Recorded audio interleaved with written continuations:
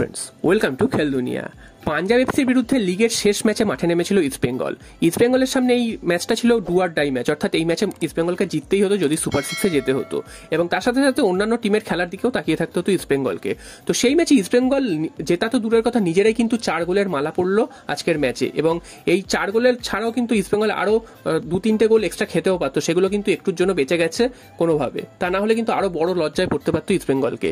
তো খেলা শুরু থেকেই পাঞ্জাবকে দেখা গেছে নিজস্ব ছন্দে পাঞ্জাব কিন্তু জাস্ট নাচিয়ে গেছে ইস্টবেঙ্গলকে সারা ম্যাচে, এবং প্রথমার্ধেই পাঞ্জাব কিন্তু এগিয়ে যায় 1-0 গোলে। তারপর কিন্তু 1-1 করে দেয় ইস্টবেঙ্গল, এবং তারপর মনে হয়েছিল যে ইস্টবেঙ্গল হয়তো লড়াইয়ে ফিরছে, পরপর 2টো ম্যাচ জিতেছিল এবং এই ম্যাচটা হয়তো জিততে পারবে, কিন্তু না। তারপরে কিন্তু ইস্টবেঙ্গল আবার গোল হজম করে, অর্থাৎ 2-1 ফলাফলে কিন্তু হাফ টাইমে যায় ইস্টবেঙ্গল ড্রেসিং রুমে, এবং বিরতির পর কিন্তু ইস্টবেঙ্গল একদম খেলা থেকে হারিয়ে যায়। এবং কার্লোস কুয়াদ্রা তিনি কিন্তু এমনভাবে দল সাজিয়েছিলেন সেখানে কিন্তু কোনো প্লেয়ারই প্রায় খেলতে পারছিলেন না।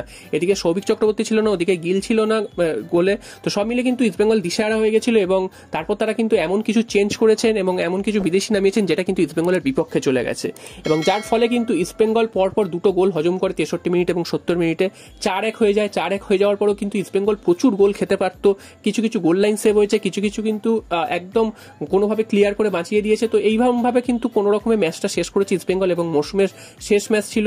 তো ইস্টবেঙ্গল তো পরের রাউন্ডে যাচ্ছেই না, অর্থাৎ এখান থেকেই বিদায় নিতে হলো ইস্টবেঙ্গলকে এবছরের মতন, এবং ইস্টবেঙ্গলের এবছরের মতন কিন্তু লিগ শেষ হয়ে গেল, খেলা শেষ হয়ে গেল, শেষ ম্যাচ কিন্তু ইস্টবেঙ্গল খেলে ফেললো।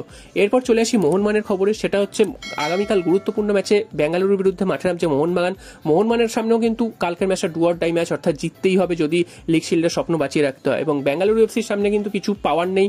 তাদের কিন্তু যে সম্মানটা চলে গেছিল সেই সম্মানটা যাতে তাদের হোম ম্যাচে ফিরিয়ে আনতে পারে সেই চেষ্টাতেই থাকবে, এছাড়া কিন্তু বেঙ্গালুরু এফসির আর কোনো মোটিভেশন নেই। তো মোহনবাগানের কাছে কিন্তু এই ম্যাচটা খুবই গুরুত্বপূর্ণ মুম্বাই সিটি এফসির বিরুদ্ধে নামার আগে, এবং বেঙ্গালুরু কিন্তু নির্ভয় খেলবে, তাদের কিছু হারানোর নেই, এবং মোহনবাগানকে জিততেই হবে। তো মোহনবাগানের জন্য কাজটা মোটেই সহজ হবে না। তার মধ্যে কিন্তু সাহাল আব্দুল সামাদকে মোহনবাগান পাচ্ছে না চোটের জন্য। দীপক টাংরি তিনি কিন্তু হলুদ কার্ড দেখার জন্য তিনি এই ম্যাচে নেই। এছাড়াও ডাগ আউটে কোচ অ্যান্টনিও লোপেস সাবাস তিনি কিন্তু থাকবেন না। তো সব মিলিয়ে মোহনবাগানও কিন্তু যথেষ্ট চাপে রয়েছে, এবং মোহনবাগান কিন্তু কালকের ম্যাচটা কিভাবে বের করবে সেটাই কিন্তু এখন দেখার, কারণ এই ম্যাচটা মোহনবাগানের যেসব প্লেয়াররা রয়েছে, অর্থাৎ ইন্টারন্যাশনাল ব্রেকের পর তারা কিন্তু একদমই ভালো খেলতে পারছেন না। ভারতীয় দলের ফুটবলাররা যারা ফিরে এসেছেন তারাও যে একেবারে ছন্দে আছেন একদম বলা যাবে না, এবং বিদেশিরা দিমিত্রি পেটাটোস ছাড়া কোনো বিদেশি কিন্তু আবার ছন্দে নেই। মাঝখানে যে জেসন কামিংস বা আরমান্দো সাদিকু যারা ছন্দে এসেছিলেন, গোল করছিলেন পরপর, সেটা কিন্তু আবার হারিয়ে গেছে লাস্ট 2টো ম্যাচে যদি তোমরা দেখতে পাও। তো কালকের ম্যাচটা ডু অর ডাই ম্যাচ, প্রত্যেকটা প্লেয়ারই জানেন। তো অবশ্যই তারা হয়তো ঝাঁপাবেন সেই ম্যাচটার জন্য, সেটা না হলে কিন্তু লিগ শিল্ডের স্বপ্ন কিন্তু অধরাই থেকে যাবে।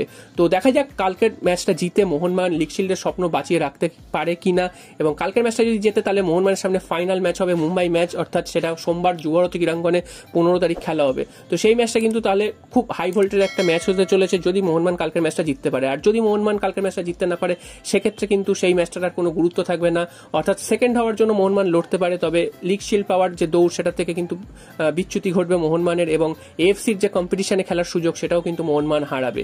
তো লিগ শিল্ড কে পায় সেটাই কিন্তু দেখার এখন বিষয়, এবং বেঙ্গালুরুর মাঠে কিন্তু কালকে চোখ রাখবে মুম্বাই সিটি এফসি। তারাও কিন্তু চাইবে যে মোহনবাগান কোনো রকমের পয়েন্ট হারাক এবং তারা চ্যাম্পিয়ন হয়ে যাক, এবং মোহনবাগান সমর্থকরা তো চোখ রাখবেই যে কি করছে তাদের দল। তো দেখা যাক শেষ পর্যন্ত ক্রান্তিরাপা স্টেডিয়ামে মোহনবাগান জয়ের ধ্বজা উড়িয়ে আসতে পারে।